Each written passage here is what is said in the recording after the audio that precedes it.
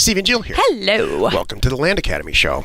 Entertaining land investment talk. I'm Steven Jack Butala. And I'm Jill DeWit, broadcasting from sunny Southern California. Today, Jill and I talk about how land investing is not really that sexy, but making money sure is. This is from that conversation that I had with someone that was so darn funny. I love it. I'll share it more as we get into the meat of the show where it came from, but it was a good little story. all the little subsections of niches that I've chosen in real estate since the early 90s. Someone has said this sentence to me. That's funny. Yeah, I mean, I understand you want to buy and sell nursing homes, but it's not that sexy. You know, I'm not sexy. I'm not trying to be sexy. I'm trying to make a bunch of dough. Love it. Pretty sexy when you're in the back of your yacht because you own a bunch of nursing homes. I'll tell you that. That's the whole point of this. Actually, that's the whole show right there. Before we get into it, let's take a question posted by one of our members on the landinvestors.com online community. It's free. Jeff asks, first, thank you in advance for advice and your response. I was looking at census data to find lower populated counties. Then I thought to myself, what would a good lower number, I would assume lower the better, but I could be mistaken, and should be basing it off of the square miles, like X amount of people in a square mile in the county. I know I would not be buying back tax properties as a priority, but I want to see how good/bad a county is with how many tax delinquent properties they have. My question is, how would I determine if a county has a high percentage based off of how many people live in the county, of delinquent taxes? Thanks again for your help. These are all incredibly intelligent questions, and all the answers are at a website that I put together called CountyWise. And it was in response, like everything, in response to getting these types of questions. And the answers, you know what this guy did? Is he came up with by himself the 3 ways to pick a county on rural vacant land without actually seeing the program. I thought he was a member asking more information. I mean, it seemed to me I could be wrong. I mean, he reinstated that. So anyway, either way, however you got to where you are, you're asking the absolute right question. So delinquent tax information is on CountyWise, as are population density census maps. So you're taking those two you want a rural property, you want to choose a rural county, first of all, for rural vacant land. Once you've done that, and they're color coded, so it's real easy. Once you've done that, you want to check the delinquent tax levels, just like you're suggesting. I wouldn't do it in a per capita manner like you are, because the more delinquent properties there are in a county is not tied to population by any stretch. It's tied to economic situations and some things that went on with subdivisions in the 60s and 70s. Economic being like Detroit. There's tons of back tax property there. And subdivision 50s, 60s, 70s laws like there are in Mojave County, Arizona, where just everything got subdivided according to the rules back then, and there weren't any. Everybody just went in and subdivided property. Crazy. And then the third thing that you want to do that you didn't mention here, which is imperative, is check pricing. Check existing pricing for property all over the internet. So a county could pass these 2 tests with flying colors, and then you could go on to Land and Farm or anywhere else, Landpin, and find out there's 4,000 properties for sale for $200 each. And then you don't want to waste your time on that. So you want to check the market before you dive in. Would you move that step up on the list? Or would you still keep it as step 3? Exactly.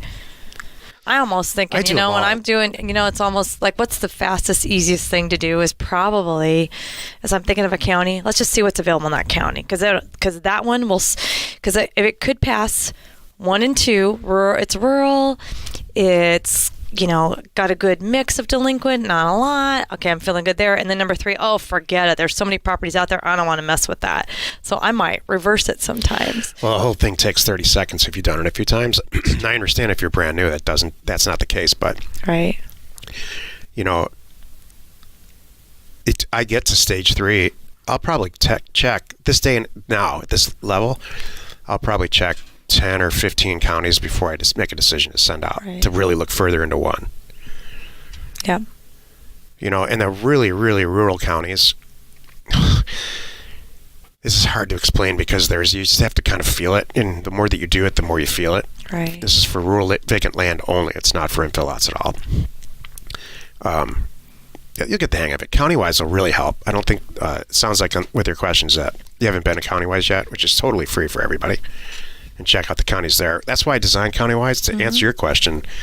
You can look at 20 counties at once. Right. Today's topic, land investing is sure not sexy, but making money is. It's the meat of the show. So tell us about your story. It was funny. It was probably about a year ago. A guy came to me, and we had talked a year before. He's a member now, and the year before when he talked, he's like, I talked to you. I thought about it, and this whole land investing thing. Yeah, I got it, but it just didn't sound sexy. Like, I don't want to walk around. What do you do? I buy land and sell land, right? He thought that was the whole thing. It didn't sound cool. So he's like, you know what I did, Jill? He said, I went into flipping houses. And boy, did I lose money. That's worse. And he just said, and bless his heart, he was very honest and shared with me. He's like, you're not going to believe what happened to this one and that one and this one and that one.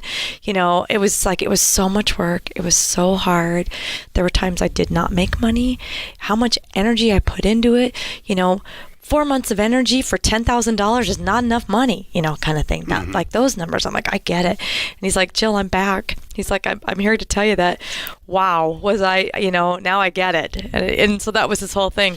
I didn't do it in the beginning because it wasn't sexy. Now it's sexy because making money is sexy. I said, yes. And having an easier time of it. That's so much, that's the best part too. And we laughed about it. I'm like, I don't have to worry about anything I don't worry about the roof. He's like, oh my gosh, you never know what you're getting into. No, you don't know until you get in there. Exactly. You know exactly what you're getting into with land. Even if it goes 100% perfectly right, there's so much more work involved that I just don't want to do. Even if I still can't justify it. Even if I made $100,000, every flip, and I'm, think about it. I don't want to do that much work. Do I really want to pick out the windows and babysit the contractor? Because there's always babysitting involved too. Even if you have the best general contractor, but you're writing the checks. Nobody really thinks about it. No one thinks about the owner like the owner. You know what I mean? Your business like you do. Yeah. So you always have to really kind of pay attention. And so anyway. Houses is one thing, but there's so many other types of real estate that you can be involved in. Right. That, here's why I wrote this topic. Yep. I don't think correctly making money at anything is attractive or is pretty, let's say. Correctly. Will you please define correctly making money? Sure. So let's say I want to, let's say I'm just sitting around saying, you know what? I don't want to work for a living any longer. I just want to make a bunch of money. Okay. The process to go about that, getting from that thought to all the way to the end where you are making a ton of money and you don't have to work anymore on your own, it's not sexy. You have to sit down in a dark room. You have to get a calendar out or whatever version of this works for you. Deconstruct, find somebody who's already doing it, study the heck out of them, or join their group or whatever version of that works for you. Deconstruct how they did it. Yep. Step by step, put it all in a calendar for yourself. There's research, there's all of that. None of that's sexy. And there's boring parts like bank accounts and legal things and paperwork and accounting and LLCs. Right. And so all of that that's 80% of getting wealthy is what Jill just said. It's a lot of crap that you have to do. Right.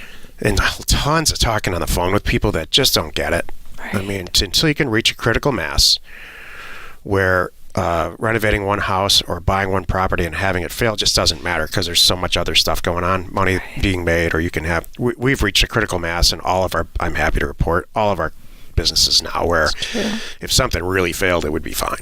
Right. Or if there's something that you really don't, I don't personally want to do anymore.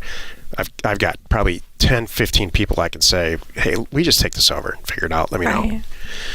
So, this is somewhat of a trap. This sexy business thing. Like, I would like somebody to tell me what is a sexy business? What is a sexy business? That's a very good question. I bet if you asked, and the first thing that comes to my mind right away is acting. Oh, I thought yacht sales. Oh, I bet those guys are dying.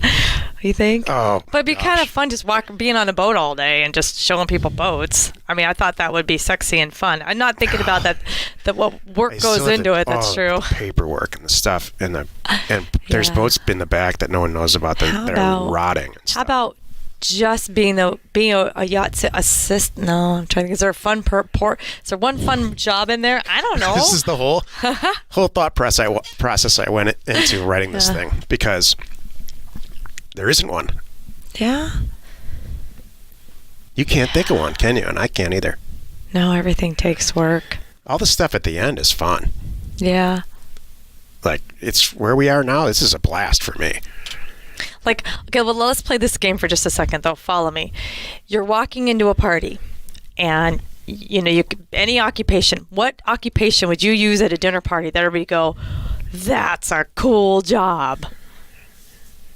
I would probably say, I would have to think about it, but it would have to be like, there's a line in Caddyshack where he says, what do you do for a living? And he says, I own a bunch of lumber yards, but I'm not sure where they are.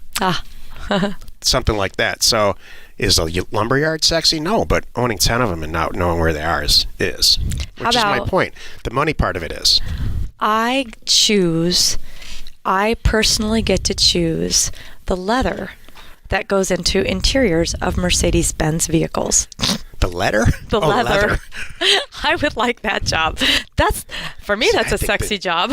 Then you got to go to Italy and meet with a bunch of people. Yeah. And they're all going to say it costs and they wine and dine me. Oh, no, I'm just good to do that. It costs this much, then you got to do all the paperwork. No, you're thinking of it. I'm just saying dinner party, initial dinner party. Follow me on this. It's only the initial dinner party reaction. I'd be like, I choose a Mercedes-Benz leather. Mic drop. College basketball consultant or something for a while. Cool. Yeah, that was my go-to thing. I'm a college basketball analyst. That would be cool. Initially cool, because that means you're sitting at every college basketball game. Yep, I am. I just think on the surface of it, on the surface of anything, it's always, way better than you think it is until you get into it, and then it's like, oh, this is the same thing as last time.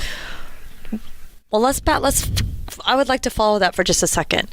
Then you got to make sure there are jobs. Okay, let's be honest. Everything we just covered, everything is good and bad. We got that. But how much bad can you handle that makes it good for you? Like, for me personally, what we do right now, there's a lot of work involved, obviously, but the pros outweigh the cons. Clearly, we wouldn't be here. We wouldn't be smiling. Making my whole point. We wouldn't be doing the show. Yeah. I'd be in a corner crying. Yep. Or I would have left. I would have done something else. Right. So, and you're really wrapping this up the way that and I'm glad you are. That's the same conclusion I came to. Right. There's all this stuff involved in everything. Yeah. There's customer service in anything you do. There's setting up a phone system in anything you do. Right. So you better make it count. Yeah. That's my whole point. So sexy's not the point. Making the money is. Got it. I understand.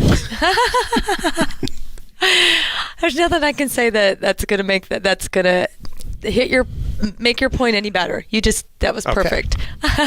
Well, then let's do this. Well, you've done it again. You spent another 15 minutes or so listening to the Land Academy show.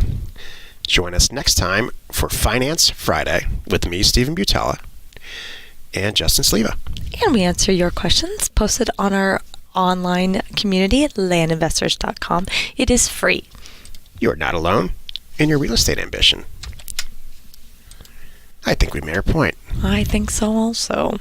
I like coming into shows where I wasn't really sure where it was going to go. I knew what I wanted to kind of cover. Yeah.